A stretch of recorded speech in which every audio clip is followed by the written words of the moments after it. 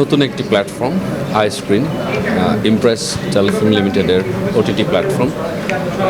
যাত্রা শুরু হয়েছে ফেব্রুয়ারির 1 তারিখে।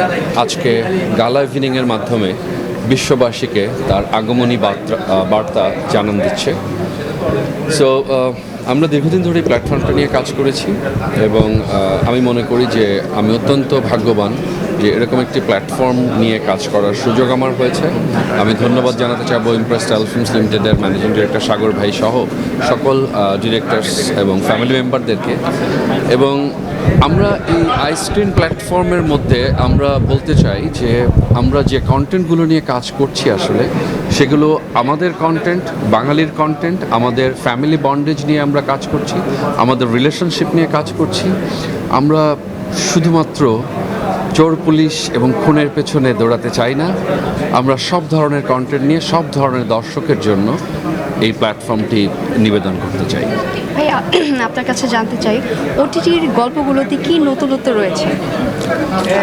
আসলে ওটিটির যেটা হচ্ছে যে প্রত্যেকটা গল্প আমরা খুব চমৎকারভাবে একটা প্রসেসের মধ্যে দিয়ে কিউরেট করছি এবং আসলে সত্যিকার ভাবে বলতে গেলে নতুন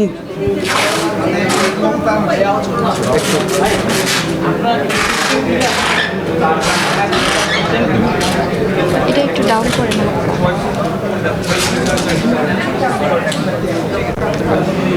সত্যিকারভাবে বলতে গেলে আসলে নতুনত্ব গল্প খুঁজে পাওয়া খুবই ডিফিকাল্ট।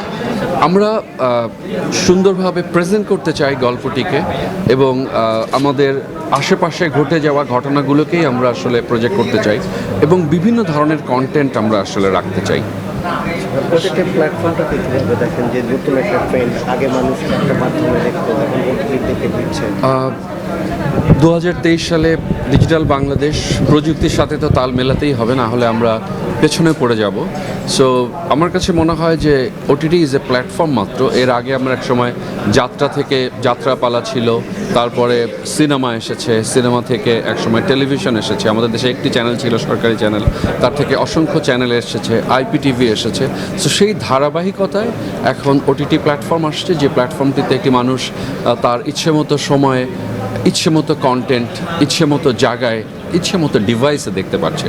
সো এটি একটি, আমি বলবো যে প্রযুক্তির বিপ্লব। সো সেই বিপ্লবের সাথে আমরাও থাকতে চাই। ভাইয়া, সামনে তো ঈদ আসে, ঈদের প্ল্যানিং কি বা কি করবে, কি করা হয় ঈদে সাধারণত? ঈদের এখনও দেরি আছে, তার আগে রোজা আছে, সংযমের পরে আসবে আনন্দের মাস ঈদ। সো ঈদেরটা ঈদেই বলবো। আচ্ছা।